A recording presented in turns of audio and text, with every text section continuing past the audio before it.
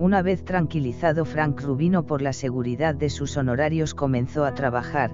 Lo primero que hizo fue investigar al abogado Raymond Takis, quien como mi primer abogado cuando yo aún estaba al frente de las fuerzas de defensa había estado dando información al gobierno de los Estados Unidos como doble agente, gracias a la petición de Rubino al juez Oebeler del Distrito de la Florida. Se desechó cualquier caso que hubiera llevado Takis cuando era mi abogado, ya que pudo haberme perjudicado dando informes sobre mis movimientos al gobierno norteamericano antes de la invasión a Panamá.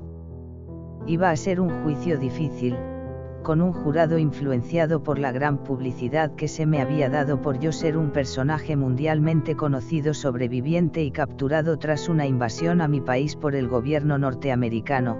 Los medios de comunicación a través de miles de periodistas a nivel mundial me habían dado a conocer ante la faz de la tierra como un monstruo. Fui llevado fuertemente escoltado a los edificios de la corte de Miami-Dade en Florida.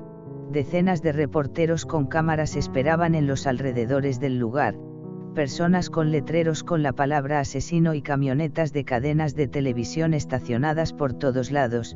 Mi foto estaba en las portadas de cientos de revistas y en la primera plana de todos los periódicos internacionales.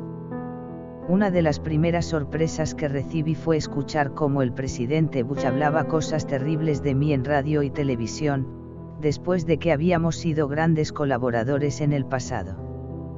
Mi captura y entrega a la justicia norteamericana fue celebrado por el presidente Bush como una victoria contra los que se benefician con el terrible flagelo del negocio de la droga, aunque para ello haya tenido que invadir un pequeño país centroamericano y sus tropas asesinado a miles de civiles inocentes y creado pérdidas materiales incalculables. A todo esto la DEA dio a conocer al mundo que mi captura era muy necesaria supuestamente para detener el negocio de la droga en todo el continente americano, pero tiempo después dieron a conocer que en realidad no había tenido ningún efecto en el mercado de la droga y que el valor en dinero de la cocaína en las calles no se había afectado. Que distribuidores y consumidores continuaban en sus actividades diarias sin ninguna diferencia. En el año 1886, Estados Unidos proclamó una ley en la que la justicia norteamericana podía secuestrar acusados que estuvieran fuera del país para traerlos a sus tribunales y ser juzgados, muy similar a lo que había ocurrido conmigo en la invasión. En este proceso se esperaban grandes personalidades del mundo jurídico, baterías de abogados y todo tipo de estrategias procesales y judiciales, testigos sorpresa. Entre las figuras que estarían bajo el ojo de los medios televisivos y noticiarios estarían el juez norteamericano William M. Oebeler, que ya rasgaba casi los 70 años con un precedente de impartir justicia de manera muy equilibrada y que para eso se tomaba su tiempo, era un viejo abogado desde mediados de la década de los 50 graduado en Harvard. El fiscal principal sería Dexter Lettinen, había sido combatiente en la guerra de Vietnam, el cual no tenía gran experiencia para un proceso de tal magnitud como el que se avecinaba. Con una forma de ser poco calmada y por cumplir 44 años su forma de manejarse en los tribunales era más un abogado militar que procesal. El abogado Frank Rubino en mi defensa estaba por cumplir 45 años de edad.